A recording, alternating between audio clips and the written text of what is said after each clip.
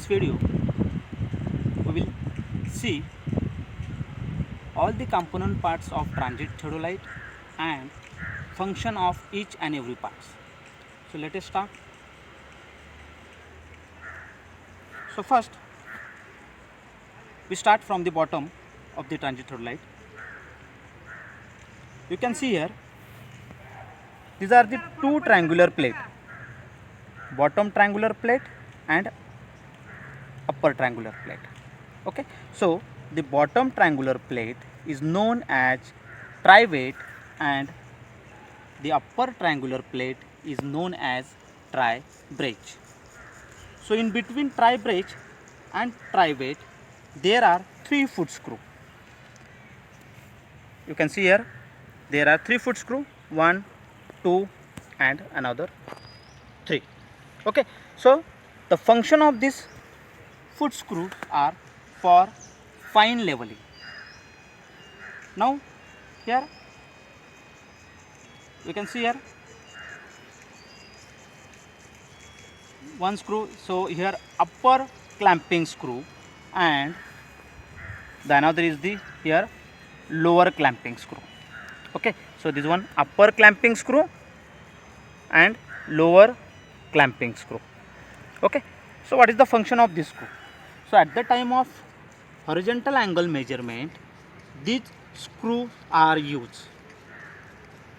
Okay, so at the time of horizontal angle measurement, this upper clamping screw and lower clamping screw are used. Next, so besides upper clamping screw, there is a tangent screw. So upper tangent screw, or you can say upper slow motion screw, and here besides lower clamping screw, this is your lower tangent screw or lower slow motion screw. So what are the functions of this tangent screw? At the time of again angle measurement, okay, when you have to bisect, fine bisect, accurate bisection, these slow motion screw are used. Now next, this is the your horizontal circle. Okay, so in horizontal circle there are 2 plates, upper plates, okay, and lower plates. Okay, so inside this circle there are 2 plates, upper plate and lower plate. So the function of this horizontal circle, at the time of horizontal angle measurement, this horizontal circle are used. Now this is the optical plummet.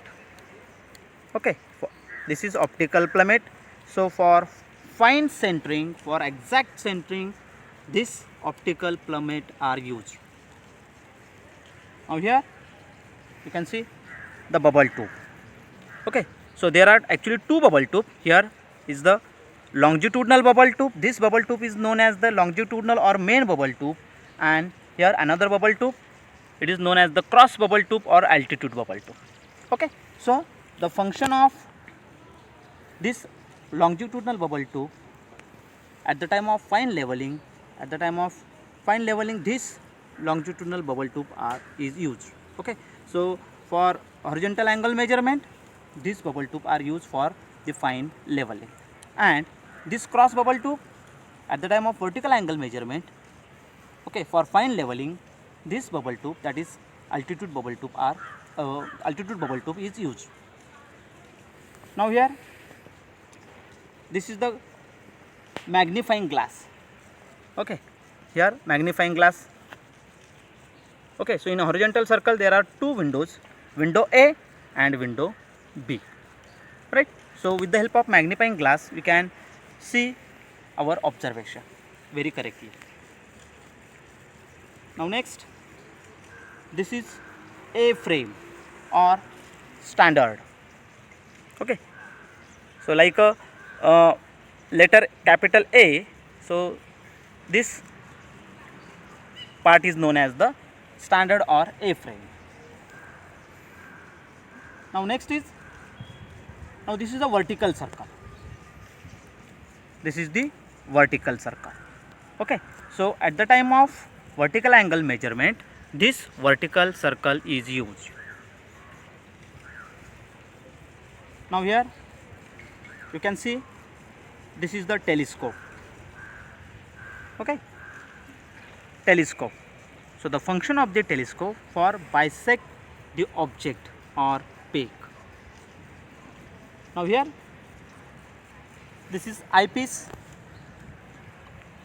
Okay, this is the eyepiece. So the function of this eyepiece is for clear the crosshair image. Okay, for clear the crosshair image, this eyepiece is used. Right, by turning this eyepiece clockwise or anti-clockwise, you can clear our crosshair image. Now this screw. Now this is our focusing screw. Okay, so the function of the focusing screw to clear the object. By turning the clockwise or anti-clockwise, you can clear our object by focusing screw. Now here vertical clamping screw. Okay, this is the vertical clamping screw. Now function of the vertical clamping screw to fix your telescope in a steady position. Now you can see here, now this screw is loose. Now the telescope is, you can turn the telescope, right? But when the screw is fixed, that is vertical clamping screw is fixed, now this telescope is fixed, right? So for fine bisection, okay, this vertical clamping screw are used. Now this is one more screw, vertical slow motion screw. Here vertical slow motion screw. Now you can see here, when your clamping screw are fixed, and when I turn this vertical tangent screw or vertical slow motion screw, you can see here your telescope slowly turn in a upward direction. Slowly turn in a upward direction. Okay, now when I turn in anti-clockwise direction, it slowly turn in a downward direction. It means, so what is the meaning of this? It means we can use this tangent screw for accurate bisection. Okay, now here you can see here two small parts, right? And this vertical slit, this part is known as the target vein. Okay, so function of this part for approximate bisection. Okay, so first bisect your object approximately through this target vein, and then correctly do by looking through the telescope. Okay, so this is all about the component parts of transit theodolite and its function. Thank you. We see some important terms regarding the transit theodolite. So first term, very important term, is known as the transiting. Okay, so what is transiting? So transiting is the process of turning your telescope about its horizontal axis on the vertical plane. So this process is known as the transiting. Okay, so now see here, transiting, turning the telescope through 180 degree about its horizontal axis on the vertical plane. Okay, again see, it is a process of turning your telescope through 180 degree about its horizontal axis on the vertical plane is known as the transiting. Right, now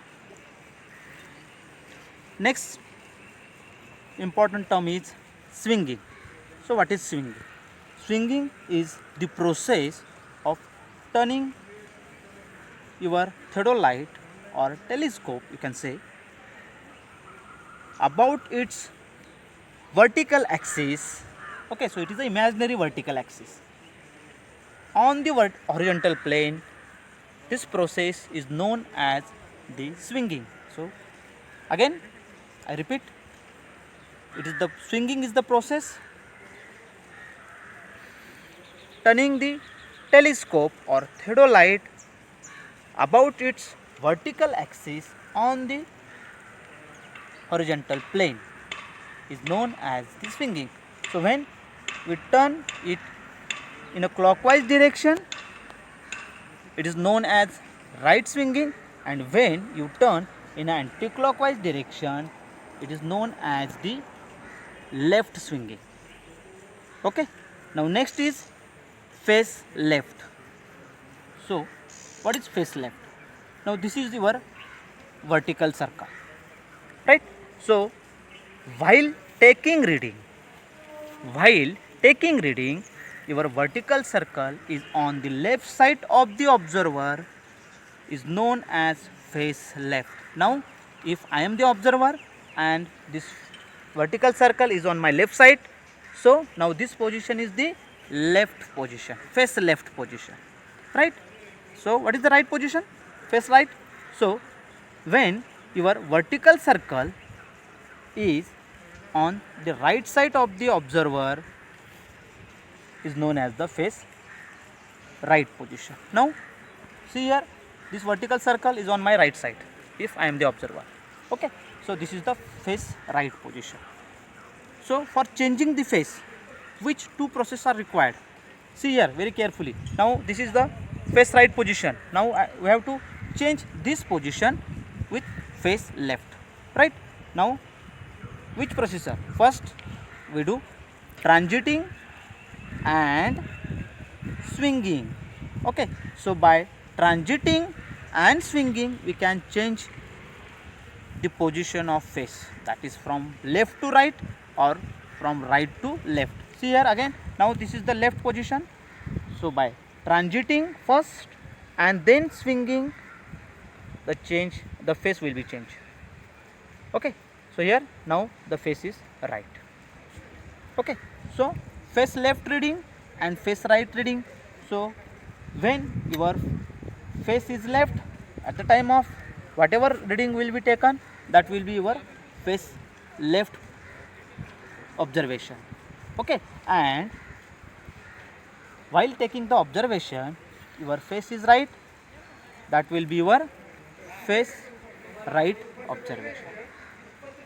Okay, then centering.